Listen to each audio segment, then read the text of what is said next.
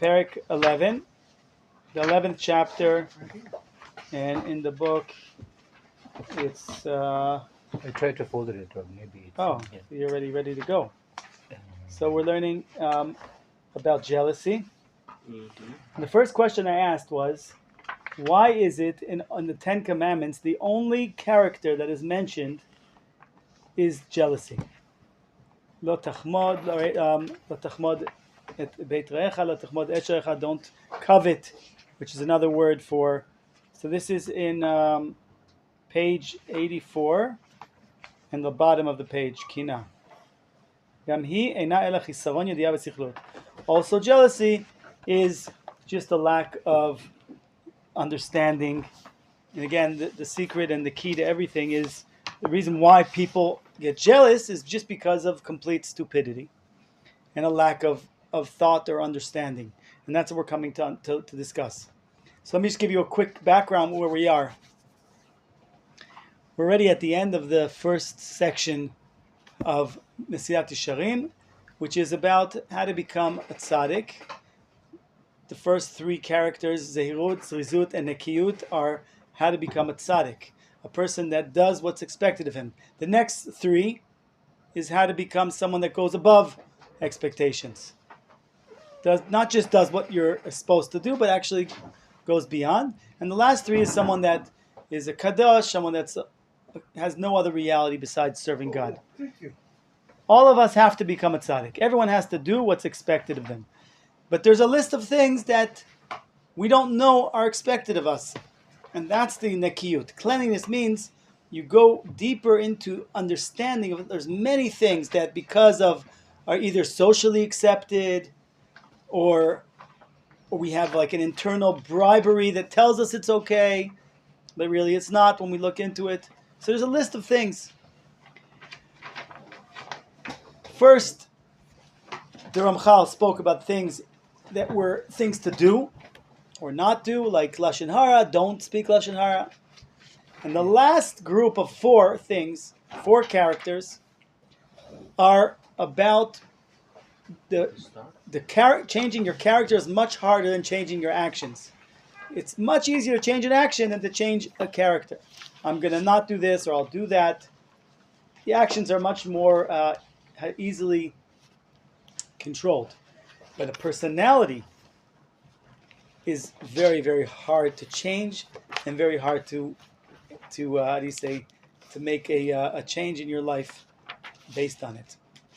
But in the end, the personality is just the sum of some of the actions, right? No, because a person could have, like we said, a person could do a good act, but he's not a good person. A person can do many good acts, but he's not a good person. Maybe he's doing it for who knows what his intentions are. But a person that's a good person, even if he does nothing, he's still a good person. In other words, his desire is to do good. His whole purpose is to do good, but he hasn't been given the opportunity to do it. In other words, right? He lives on an island, a desert island alone. How could he do any good? But his whole reality is just about doing good. That's what he wants to do. As soon as he gets an opportunity, he'll do it. You're right that maybe one of the ways of knowing your personality is actions that repeat themselves over and over and over and over. So maybe, an action that's why we talked about cheshbon nefesh, where you actually review your personality, and then you discover, wait, I'm doing this over and over and over and over again. Then it's not just that I'm angry here or there. I have an anger problem. So the Ramchal is the master of systematic, organized program of understanding each quality, each character in depth. And the book ends, the last chapter, the last part of the 11th chapter, which is the last part of the really becoming a tzaddik, it ends with talking about four different characters. And these four are actually two groups. The first two are gaiva and anger. And they work together. Pride, and this is something that people don't know, there's actually a pasuk in the Torah. You're not allowed to be full of pride. It says, there was a rabbi who wrote the Smag, he wrote a whole book of the the mitzvahs that from the Torah, right? Where is the pasuk from? And he was just ready to send his book to the printing, and he had a dream, and in the dream, he was told, "You wrote a whole book, and the most important mitzvah you didn't put in your book." He says, and what was the mitzvah? Not to have gaiva. Veram levavcha v'shachachta et Hashem. You become so full of yourself that you forget God. And he says, I woke up in the morning and I said, I can't believe it. How did I miss the most important mitzvah? And by the way, on the other side, on the other hand, I just heard today, and we were talking about it in class, that Rav Tzvi Yehuda met with a group of soldiers, and they said to him, "What's the ikar yadut? What's the most essence, most important thing in Judaism?" And he said, "Ga'ava le'umit, national pride, pride that you're part of this nation, pride that you're a Jew, pride where you think you're better than other people, pride when you're how do you say it? We talked about that. We talked about pride. There's 5 different types of pride, where a person just thinks like he's so great that he can't learn from anybody. He can't acknowledge that he has any flaws or any mistakes. He can't, there's many different, we're not going to go into that in depth, but we talked about the different levels of pride. So there's pride, and then what's the outcome of pride? Is anger. Could anybody dare do something against my wishes? Or I am the center of the world, and everything I want has to happen. I'm God, and when I say something happens, it happens, and if not, I get angry, and then I want to destroy the world. So these are the first 2 we spoke about. The next group of 2 are jealousy and taiva, lust and desires. Now these groups are together and they're complete opposites. Because pride comes from the place of I have something more than everybody. I'm full of myself. I'm so great that there's nobody else but me. Right? Or I want this to happen, anger.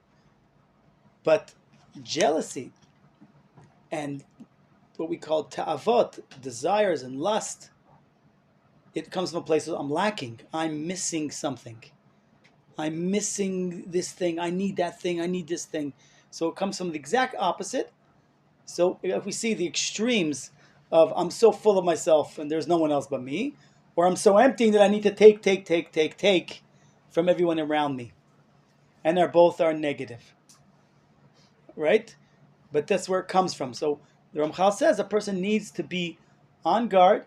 You need to always be evaluating yourself. You have to always be checking yourself out. Where am I at? What's going on? Am I okay in my personality? And things get worn down and you can lose it. And you have to be. That's why this book is a book. It's not a book of learning. It's a workbook. You have to learn it over and over again. It's not things that you learned once and move on to the next. I learned Messilat Yesharim. Now we're going to learn that. But no. This book you must learn your whole entire life. Even my rabbi wakes up every day and he opens up his Messilat Yesharim and he starts his day learning Messilat Yesharim. So whatever level you're on, even the Gaon of Vilna studied it 101 times when he first got it, and then for the rest of his life, every day he would study it. And every time before he would leave his house, he would study the first 4 chapters, 4 times before he left. It's unbelievable. Right? So even the greatest geniuses, the greatest Torah scholars are learning this book. So let's learn a little bit about jealousy. So we said, Kina, gamhi ena ela chisaron yadiya v'sichut. Also jealousy is just a lack of knowledge and a lack of thought. It's just stupidity. Ki en המקנא מרוויח כלום לעצמו ולא מפסיד למי שהוא מקנא בו ואינו אלא מפסיד לעצמו. Right? ופוטה תמים קנאה. What do you gain by the fact that you are looking for to have what that other person has? I heard a beautiful thing about how when we left Egypt, we went, we were eating the man for many years. The man was a lesson in how to overcome the 3 biggest desires, kin'ah, ta'ava, v'kavod, which is really what we're talking about now. The man, the bread that came from heaven, By the way, the blessing they used to make was Hamotzi Lecha Min Hashamayim. That was the bracha you'd make on the bread. So, on the man. So the man taught us how to overcome these three challenges, because it says three things take you out of this world. You don't enjoy this world. You become detached from this world. Everything you have is worth zero. Like Haman. Haman, he has power. He's the second most powerful person in the world. He's assistant to the second in command to Achashverosh, the king of the world. He's got money, respect, anything you could ask for. But he sees Mordechai, this one Jew, won't bow down to him. Everything's worth nothing. Jealousy, it creates it takes you out of this world. Suddenly, everything in your life is worthless. Everything means nothing. Everything I have, you could have cars, house, living, health. Everything's worth nothing because I don't have that thing. So he says it's complete stupidity because you don't gain anything. You're jealous for something, and you don't get it. Right? It's the most complete stupidity, says Shlomo HaMelech. Eov. Right? Ufotet tamit kina. You're stupid because it just kills you. It's a stupidity. It's a lack of intellectual thought.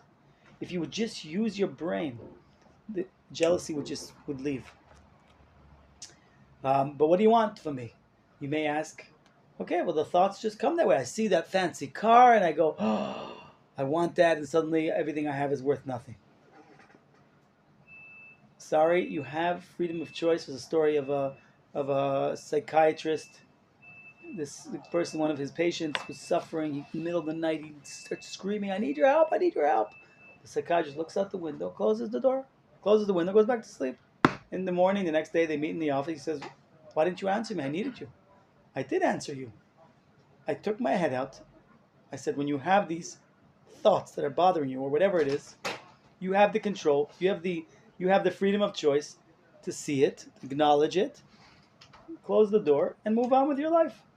You can acknowledge it. I acknowledged it. I saw you. It's not the time. It's okay. So you do have freedom of choice. Which thoughts do you want to develop? Which thoughts do you want to get rid of? This is freedom of choice. Again, we're not talking about someone who's mentally ill, or it's that they don't have freedom of choice. But most regular people have freedom of choice, right? And of course, the wisdom is how do you make those thoughts not come in?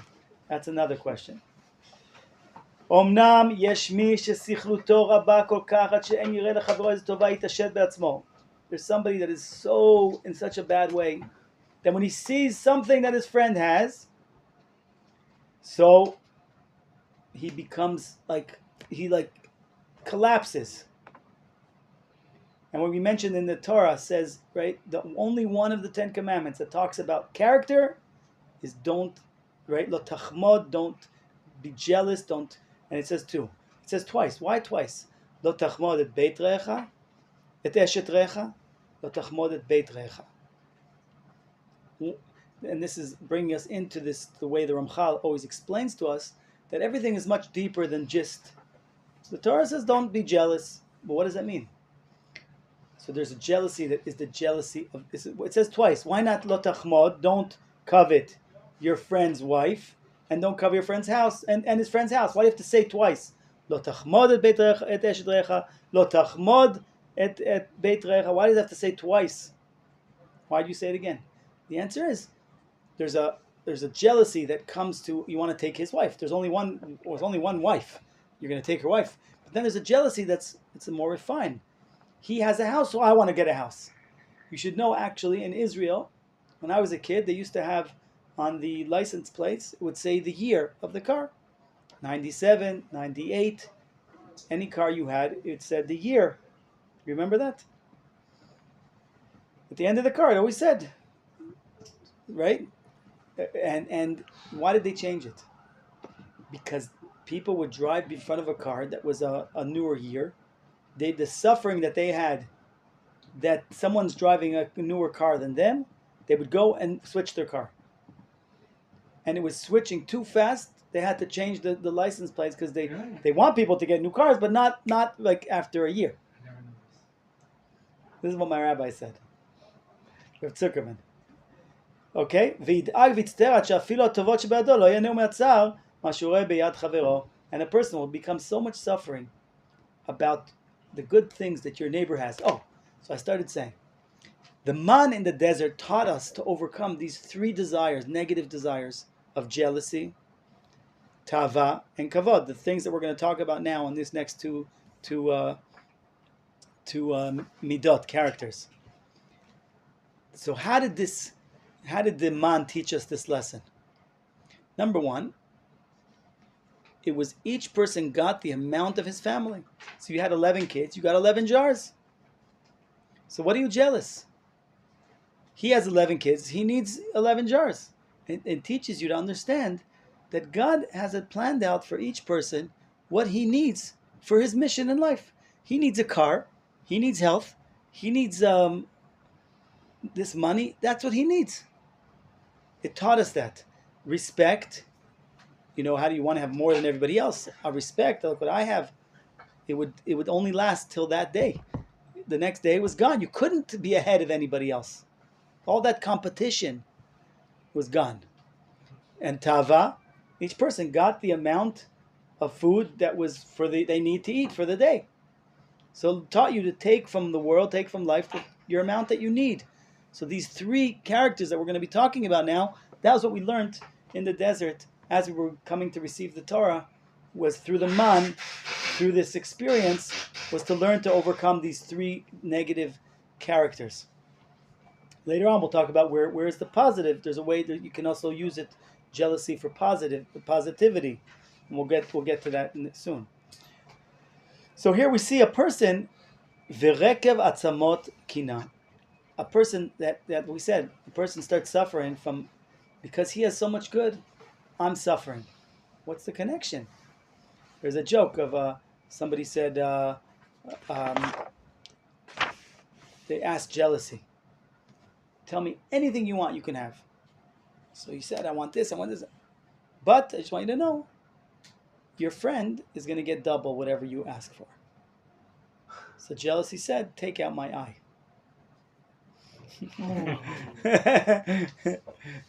Right?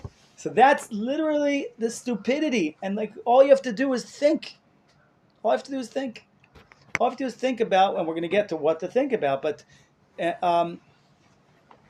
Rambam writes that, the Rambam writes in there's a book called Moreh Nevuchim, a guide to the perplexed. I don't know how they say it in English, but he writes that, the world, there is three types of suffering. He calls it the imaginary suffering.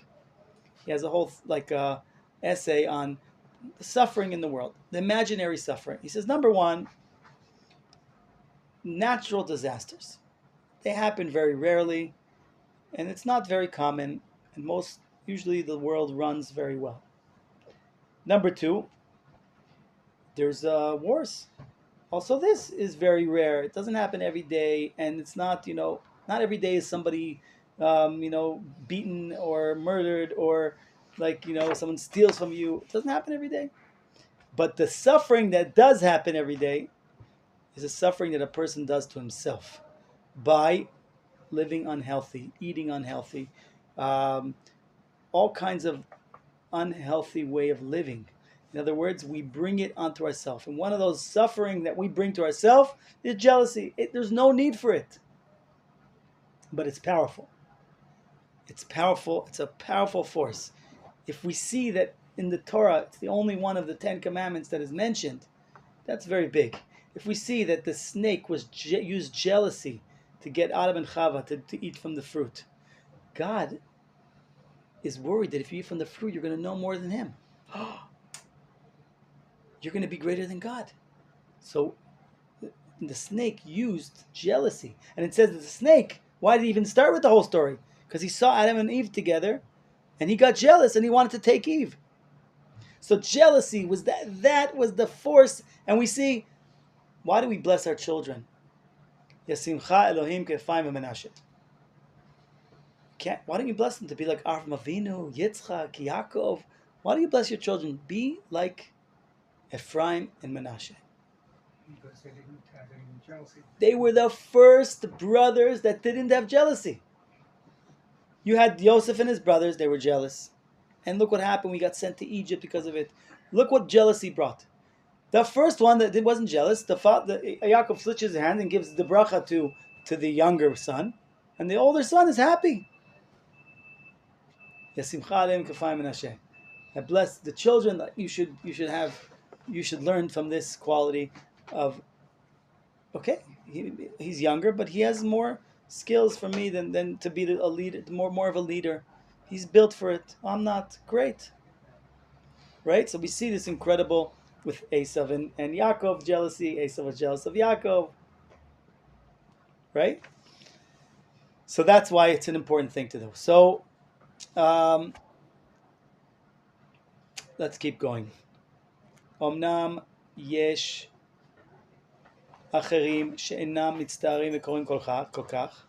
There are people that don't get so much pain. Afal pichen yargishu b'atzmam as a tsar.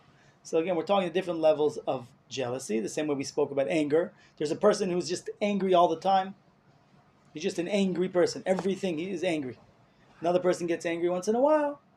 So we're going different levels of anger and different levels of jealousy that it's unacceptable. We need to be aware of it. We have to work on it. We have to use our intellect to break it down, and we have to be on guard because it could happen to all of us.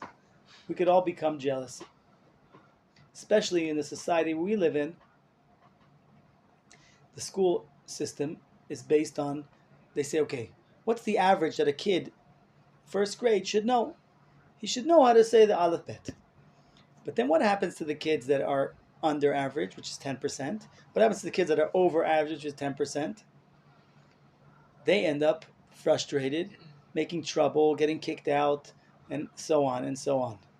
In other words, and so this teaches us that there's a standard, and everyone has to be the same. Right? This is like if you're not that way and you're jealous, the kid that's the 10%, he's jealous of the other kids that why are you comparing? In other words, hopefully the future education is based more closely to the idea of there's Montessori. It's a system where each kid has a program based on his level. When he finishes that level of learning, he gets the next level of learning.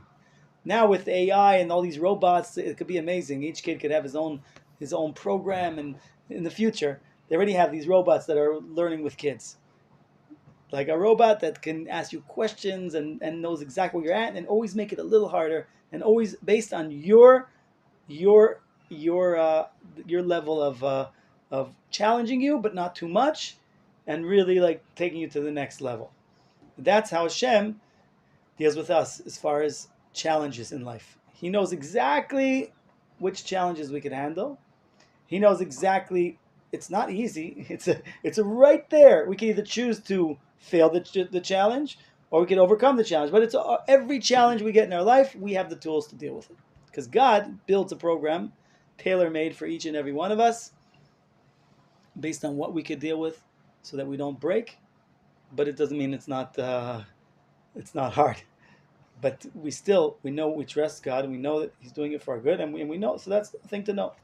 So jealousy. So we said the next level is a person that, again, the first guy, he has suffering, he can't even enjoy anything he has.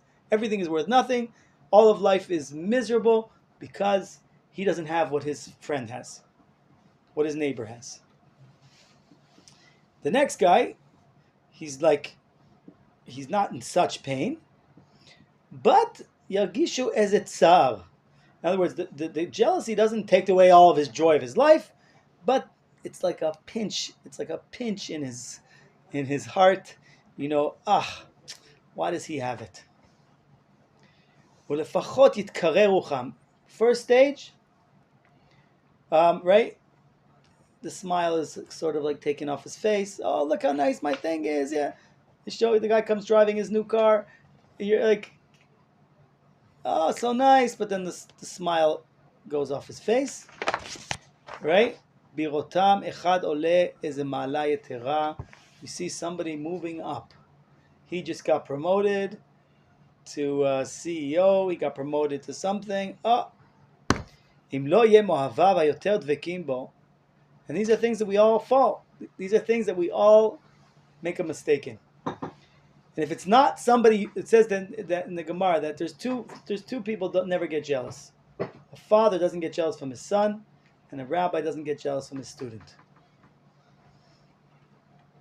Right. So he's saying, if it's not someone you love like crazy, if you love him, then the more he has, the more you're happy.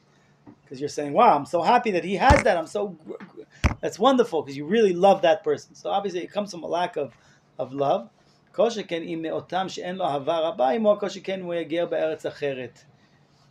A person sees a convert being more successful than me. He's from a different country, or a convert, or a person that's just Oleh Hadash. He's an Oleh Hadash. And I've been living here generations, and he came here and he's successful in his business. Terrible. Right? He's going to be richer than me. We how do you say, dried the swamps. And he's going to come here and he's going to be richer than me. Right? Make more money than me. What a disgrace. בושה וחרפה. ותראה שבפיהם אשר שיאמרו דברים שמחים ומודים לטובתו אך בליבם. And even after they might say, oh, I'm so happy for you, that's wonderful, but in their heart, and they're being eaten up with jealousy. והוא דבר שאירע על הרוב בני אדם. Guys, we're all in this boat. The Ramchal says, if the Ramchal says this happens to most people are jealous at one point or another. Something happens, maybe it's your friend, maybe it's this, maybe who knows what. Everybody's jealous. It happens. Little kids, it's like they're always jealous. I remember asking my rabbi, what do I do? My kids are jealous. So he said, you have to teach him that this little kid is no competition for you. You could jump from the bed down to the from the bed down to the floor. He can't even climb up there. This kid is competition for you, right? That's one way to do it. But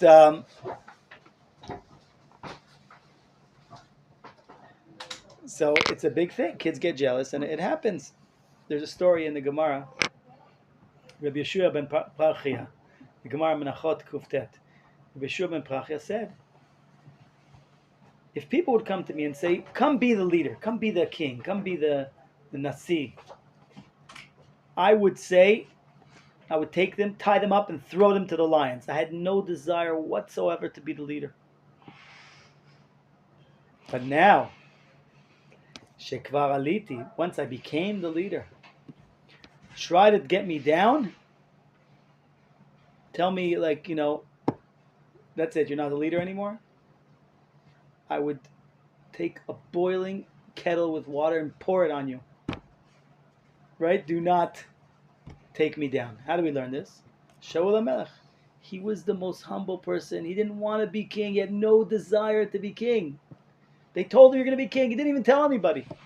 You're going to be king. Hashem decided. He just went on to work, to go with the sheep, and he had no desire, no interest. Wasn't looking for it. But then he hears people saying, Shaul killed thousands, but David HaMelech killed hundreds of thousands. He's greater. And that was it. He wanted to kill King David. But you didn't even want to be the king. You didn't even want to be the leader. Once you get it, gone. We see leaders. There was recently a leader, I don't want to mention names, but he so much wanted to be the head that he went and he signed with the left wing. He was a right wing leader, and he went and signed with the left just to be a king for a day. And that was the end of his career. And if he would have just held out, he could have been, chosen the right way. But he couldn't hold back.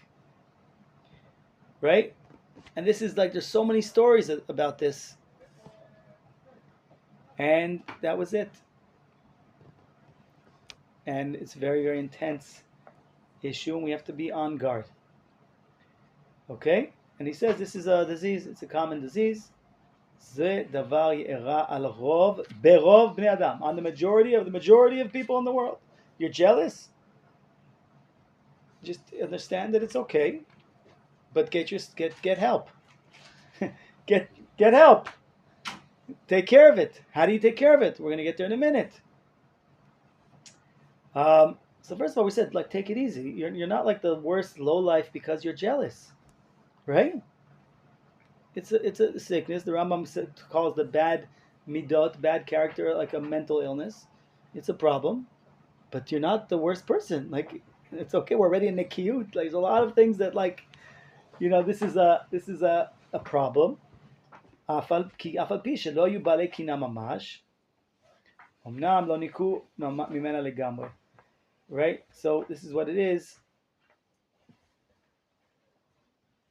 And this is what we're talking about, is that the level of, like, it just bothers you that someone else has something you don't have. Kol shekeni bal umanut matzliach ba. Oh, and if it's a, let's say you have a certain trade. I remember I was a drummer. And some drummer made aliyah from America. And I said, welcome, I'll help you get gigs. Come and use my studio. You can practice. You can store your drums there. He just made aliyah. I wanted to help him. He looks at me. I say, what? He says, where I come from, all the drummers, we hate each other.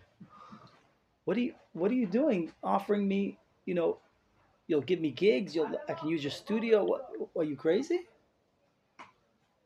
I said, listen, Hashem gives everybody what they need. Like, you're a Jew, I want to help you. Like I was like, obviously I'll help you. Like, what's the, Hashem will give me what I need to get. It's not, again, I don't want to say that I'm such a level. I'm obviously, if the Ramchal says everybody is jealous, obviously on different things I am jealous, and I'm working on it.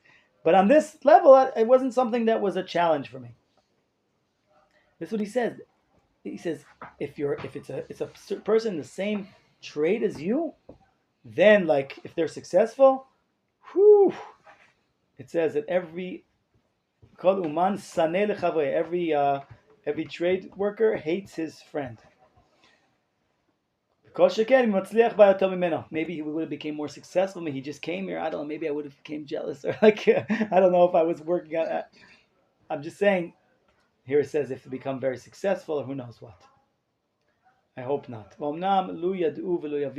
And so what's the answer? Here's the answer. How do you deal with this problem? Here's the answer.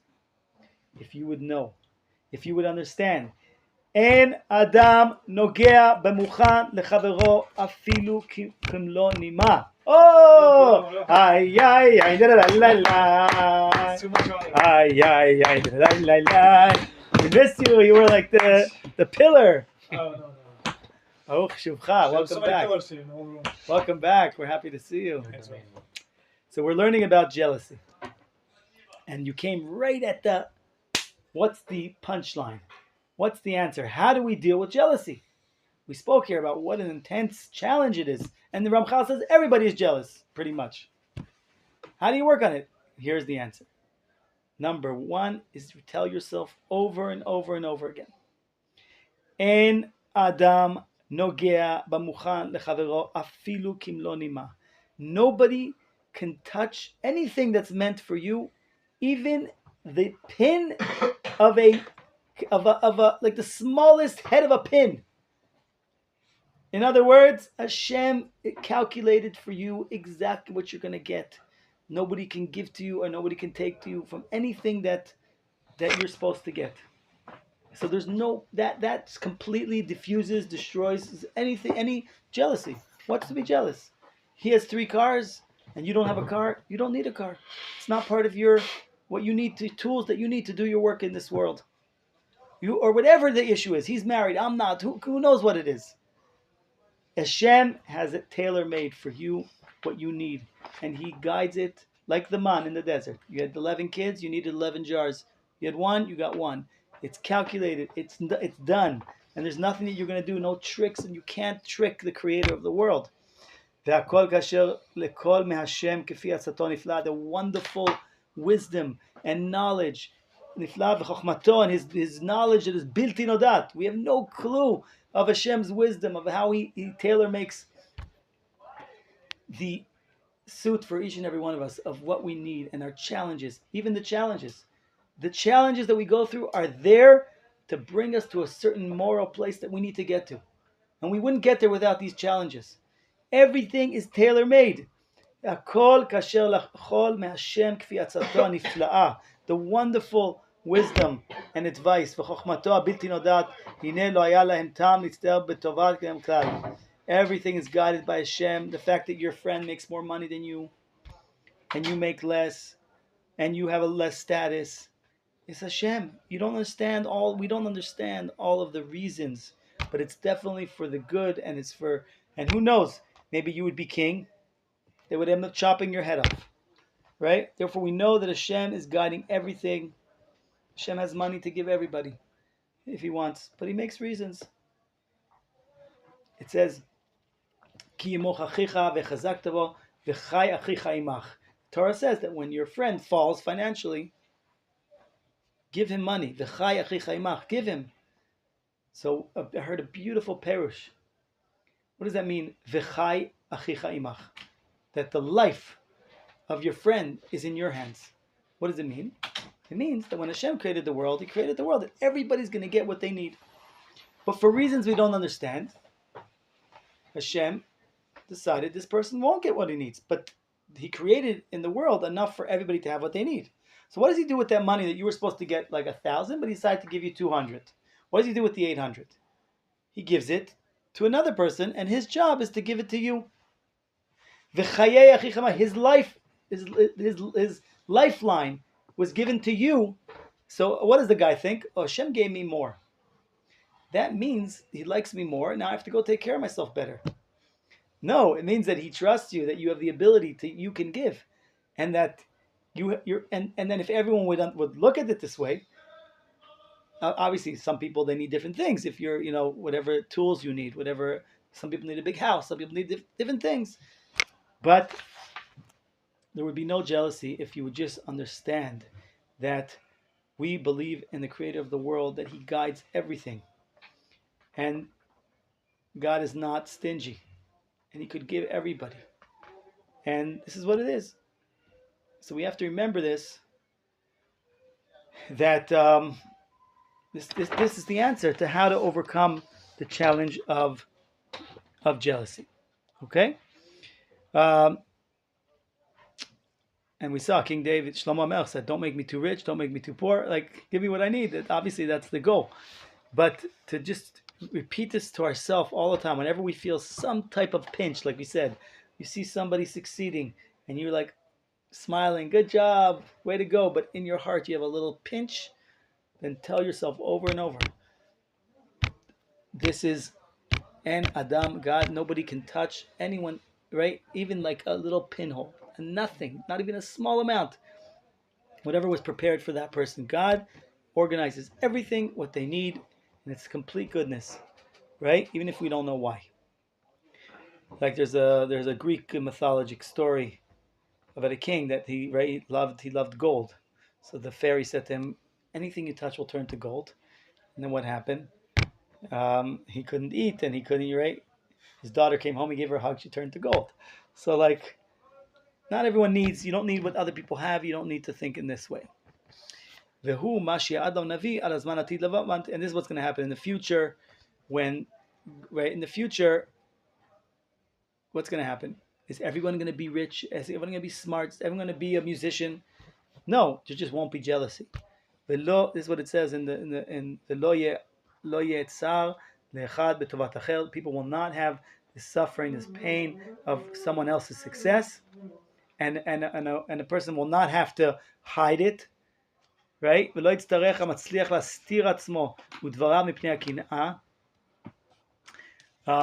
to what's the deen, what's really expected from a person, this is pretty interesting. You have to try and a person should try to hide your success, not to arouse people. It's their problem, right? Not to arouse people to jealousy. You don't have to go and flaunt all your whatever success you have. Like, sure, look everybody, show off. You don't need to show off, right? You have a lot of children. You have this, right? Your neighbor doesn't have children, and you go and tell them stories about like how wonderful your kids are. Why would you do that, right?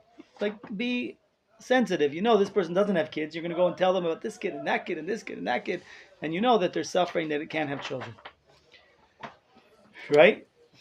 And you have good things, and keep it quiet, right? Don't arouse jealousy. And some people say it's actually lifnei iver. Don't put a stumbling block in front of a blind person to flaunt and to show off your things, right? A king is something else. It's because he has to show his, it's the national, how do you say, respect. It's a different thing. Kohen Gadol also, but regular people, and this is we see our rabbis or Tzvi Yehuda, they lived very, very simple. They didn't need to show anything off. And v'hu mash katuv, and this is in the future. V'sara kinat Ephraim and tzara Yehuda. Ephraim lo yikaneh et Yehuda v'dar tzara Ephraim. This jealousy that's been going for generations and generations. Hu hashalom hashalva shel machei hasharet. And the angels have this level where they don't. The angels have this level where they don't have jealousy, right? Asher kulam smechim b'avodatam, ish al mekomo. Every angel knows his mission, knows his task, is so honored that he... And by the way, that's one of the things that happened in this war, I have to say. One of the things that they say... Where is it? Under It's a long outlet. Oh yeah, you have to go under here. אתה צריך לרדת מתחת לשולחן פה. שמה. אין בעיה. So, and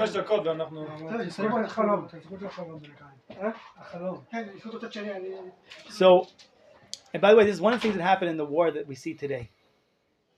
In the last wars, it was always, this unit's the best, this unit's the best. This war, everybody's saying that unit's the best. We couldn't have done it without this unit. There was something that happened where there's such a team of working together. Everyone's talking about, the units are talking about how incredible the tank people are, how incredible. Instead of each unit trying to show we're the best and there's no one but us and Golani, Givati, it's this deep understanding of how there's this incredible, the jealousy sort of, kind of got pushed aside, and everyone understands the mission. Everyone's working together. It's incredible, how the units are working with the Air Force, and they're working with the tanks, and everyone understands the importance and the need of each one.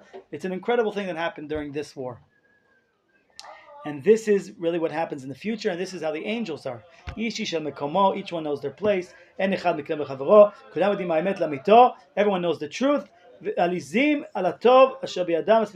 Everyone is happy for their mission. And also, that's how we finished the jealousy. Any questions on jealousy? So we made it through jealousy.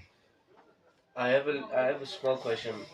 When you say we just have to believe that we get what Hashem wants us to get, doesn't that contradict free will a little bit? Because if there is free will, great question.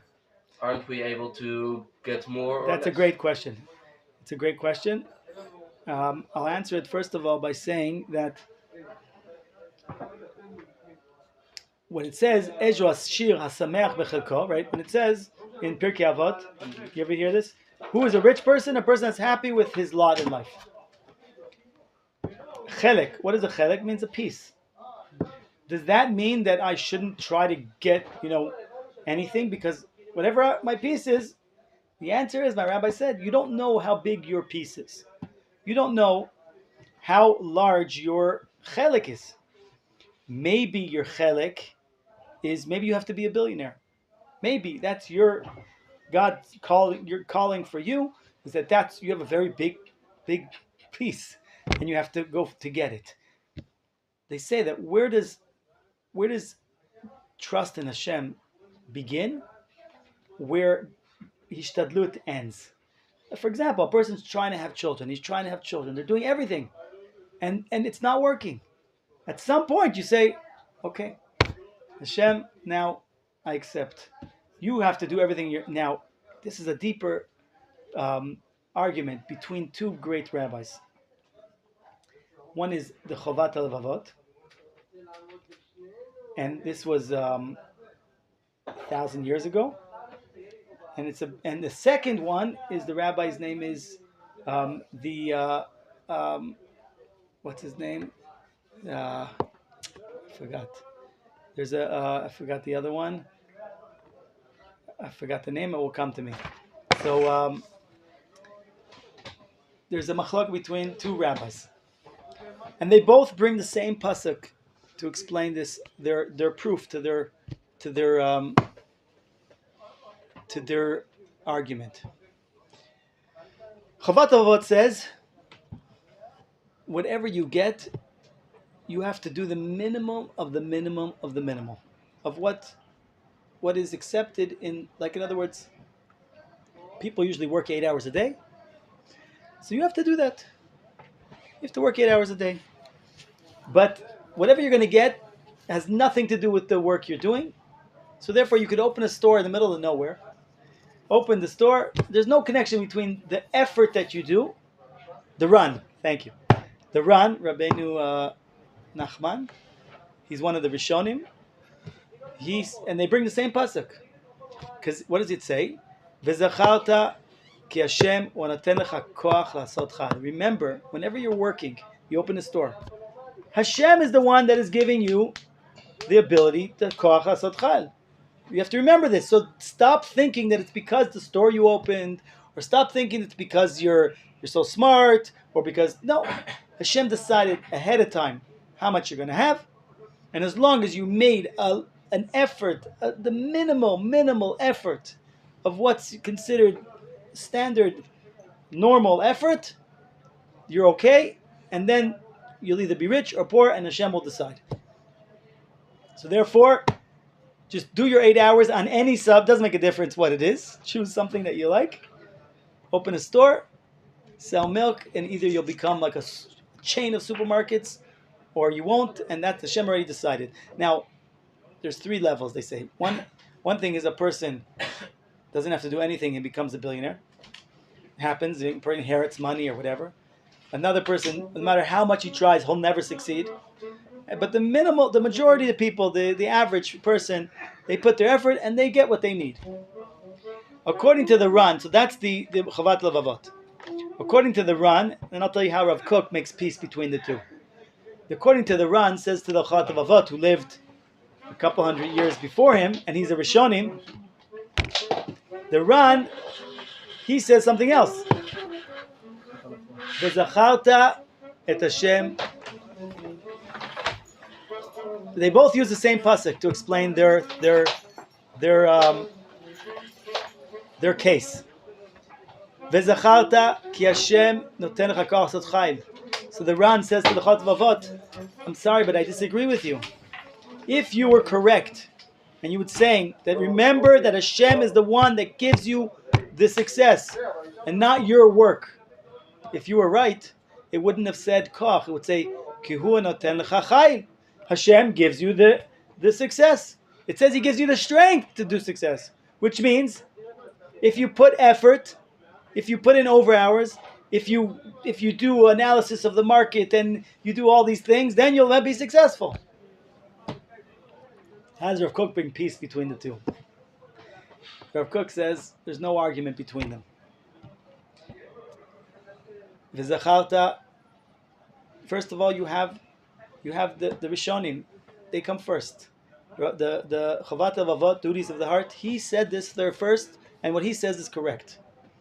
You are not allowed to do effort until you first went through the stage when you know that you don't need to go crazy. That you can, and how do you know if you're going crazy in a healthy way? If you're calm and relaxed and doing it out of faith. But if you're paranoid, if you're angry, if you're overdoing it and you're how do you say, worried or who knows what, you didn't go through the first stage. So take a step back, remind yourself, I don't need to do any crazy amounts of effort or work. All I have to do is the minimum, and Hashem will take care of it. Once I know that, now I can go and do beyond. Because I remember that. So sometimes you got to go back to that first stage, the first stage of the Chavat Levavot. I don't know if this answered your question. Yeah. Any other questions on jealousy? We have another. We don't have time. Thank you, everybody.